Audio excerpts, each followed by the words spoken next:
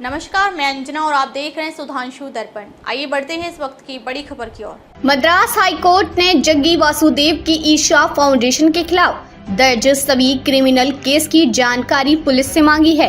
Retired professor का आरोप है कि उनकी 2 बेटियों का ब्रेन वॉश किया गया, जिस कारण से सन्यासी बन गईं। अब उन्हें वहां बंधक बनाकर रखा हुआ है। एचसी ने जग्गी वासुदेव से पूछा, जब आपने अपनी बेटी की शादी कर दी तो दूसरों की बेटियों को सन्यासी बनने के लिए क्यों प्रोत्साहित कर रहे हैं? जमैका की विकास यात्रा में भारत भरोसेमंद साझेदार। पीएम मोदी ने की जमैका मार्ग की घोषणा। प्रधानमंत्री नरेंद्र मोदी ने मंगलवार को कहा कि जमैका की विकास यात्रा में भारत एक भरोसेमंद साझेदार रहा है।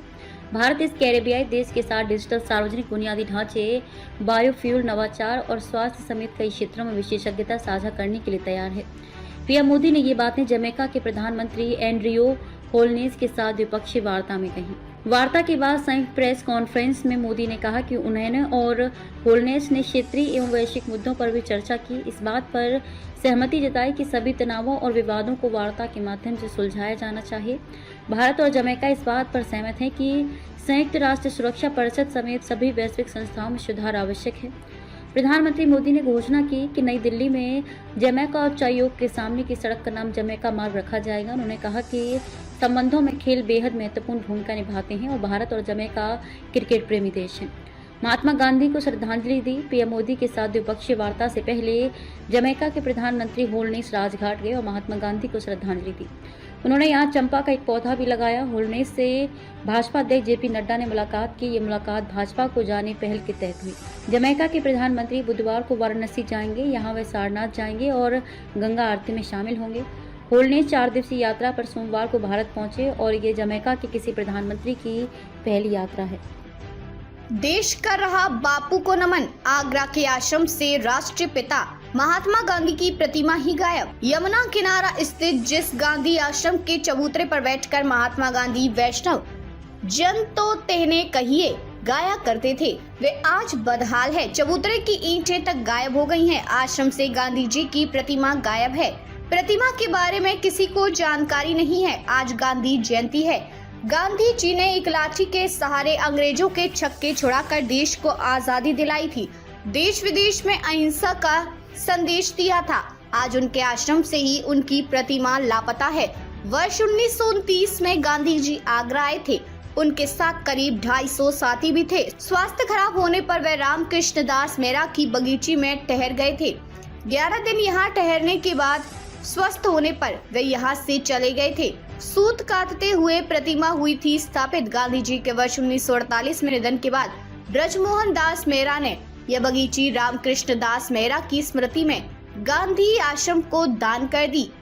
इसके बाद यहाँ गांधी आश्रम बन गया। आश्रम में गांधी जी की चरखे पर सूत काटते हुए प्रतिमा थी। प्रतिमा के साथ चश्मा और धोती भी हुआ करती थी। प्रशासन को इतना समय नहीं मिला कि गांधी जी की प्रतिमा की फटी धोती बदल दे। 4-5 वर्ष पूर्व क्षेत्रीय निवासी जगदीश यादव ने बाजार से खरीदकर प्रतिमा को धोती पहनाई थी। 1 वर्ष पूर्व गांधी जी की खंडित प्रतिमा व टूटे चश्मे को कमरे से हटाकर बराबर वाले कमरे में रख दिया गया था। विडंबना यह है कि आज प्रतिमा गायब है। गांधी जी आश्रम की देखभाल करने वालों को भी कभी नहीं पता है कि गांधी जी की प्रतिमा कहाँ गई।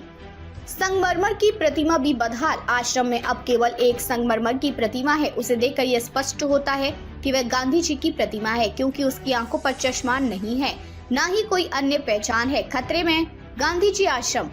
गांधी जी आश्रम की छत वर्षा में टपकी थी। गांधी जी आश्रम के छज्जों के पत्थर भी टूटकर गिरने लगे हैं। गांधी जी आश्रम का भवन अपने अस्तित्व को बचाने की जंग लड़ रहा है। करीब 8 वर्ष पूर्व एडीए ने यहाँ सुंदरीकरण कराया था, लेकिन उसके बाद यहाँ की सुध किसी ने नहीं ली। उपदेश वाले चबूतरे से ईंटें उखड़ी। आश्रम में चबूतरे पर बैठकर गांधी जी जनता से संवाद किया करते थे। आज चबूतरे की हालत बहुत दयनीय है।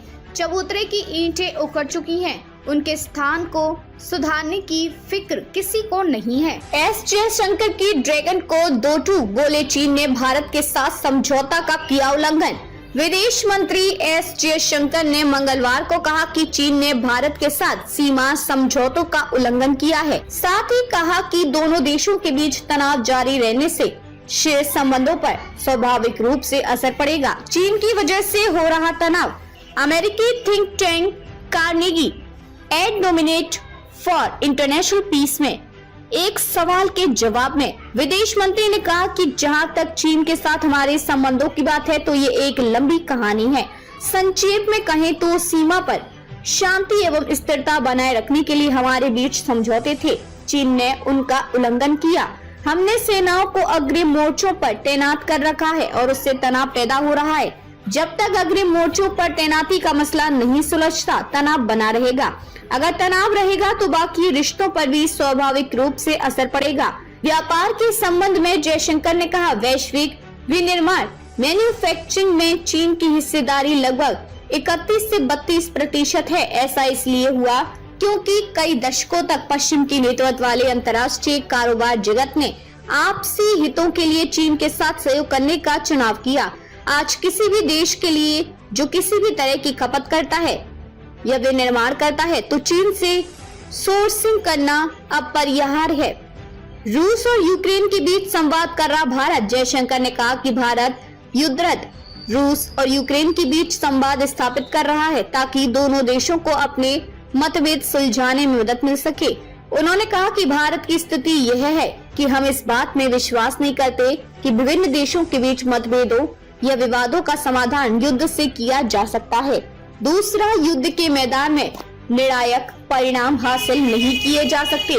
तीसरा, अगर युद्ध से निर्णायक परिणाम नहीं मिल रहे हैं तो कभी न कभी किसी न किसी रूप में वार्ता नहीं होगी। वार्ता होगी तो कुछ तैयारी, कुछ अन्वेषण और संबंधित पक्षों के बीच कुछ संवाद करना होगा।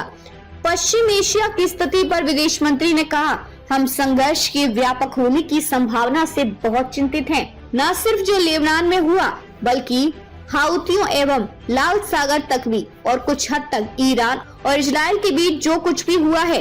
एशियन नाटो के दृष्टिकोण से सहमत नहीं। जापान के नए प्रधानमंत्री शिगेरू इशिबा के एशियन नाटो बनाने की विचार के बारे में जयशंकर ने कहा कि भारत उनके दृष्टिकोण से सहमत नहीं है। उन्होंने कहा कि भारत कभी भी किसी देश का संधि के जरिए सहयोगी नहीं कर रहा है। भारत का इतिहास अलग है और दृष्टिकोण भी अलग है।